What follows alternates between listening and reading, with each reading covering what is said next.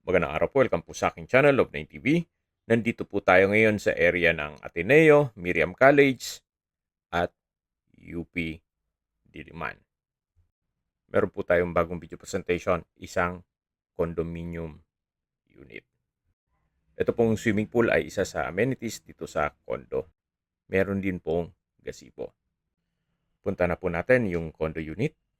So mula po dito sa elevator, ito po yung hallway. At yung unit na binebenta ay end unit na malapit sa fire exit.